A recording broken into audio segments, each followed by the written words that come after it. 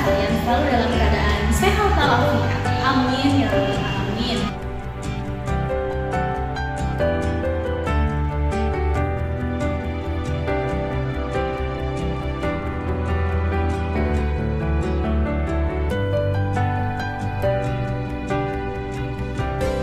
Assalamualaikum warahmatullahi wabarakatuh.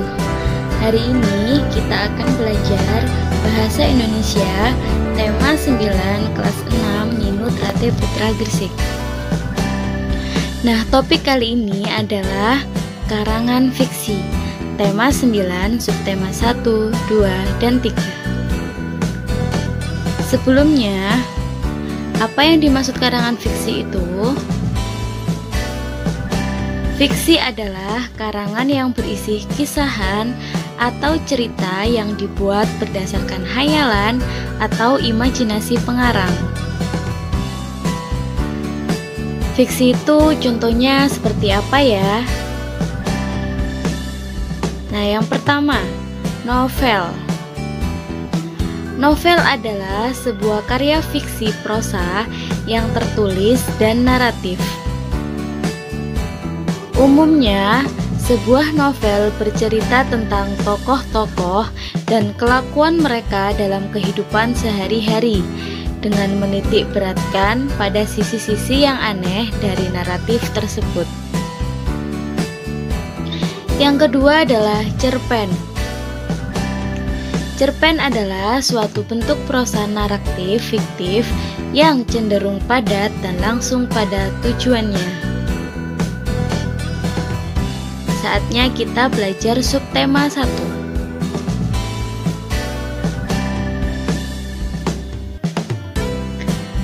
Unsur intrinsik cerita.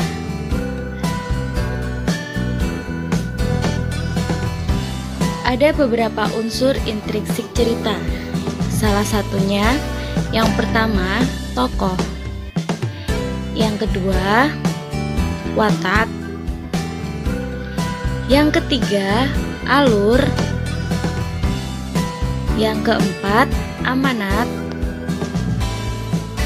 Yang kelima, tema. Dan yang terakhir, latar.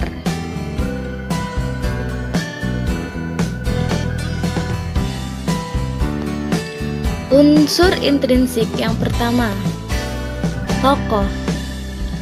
Tokoh adalah para pelaku yang terdapat dalam suatu cerita fiksi atau naratif. Tokoh dibagi menjadi dua, yakni tokoh utama dan tokoh pendamping.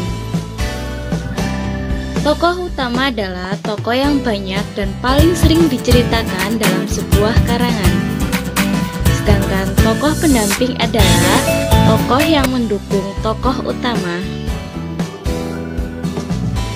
Unsur intrinsik yang kedua yakni watak. Watak dibagi menjadi tiga. Yang pertama, protagonis, yakni tokoh yang baik. Antagonis, tokoh yang jahat. Tritagonis, tokoh penengah. Unsur intrinsik cerita yang ketiga, alur. Ada alur maju, alur mundur, dan alur campuran atau alur gabungan. Alur maju ceritanya bergerak cenderung maju. Sedangkan alur mundur ceritanya bergerak mundur. Dan alur campuran ceritanya bergerak maju dan mundur. Yang ketiga adalah amanat. Amanat adalah pesan yang ingin disampaikan oleh pengarang dari sebuah karya sastra.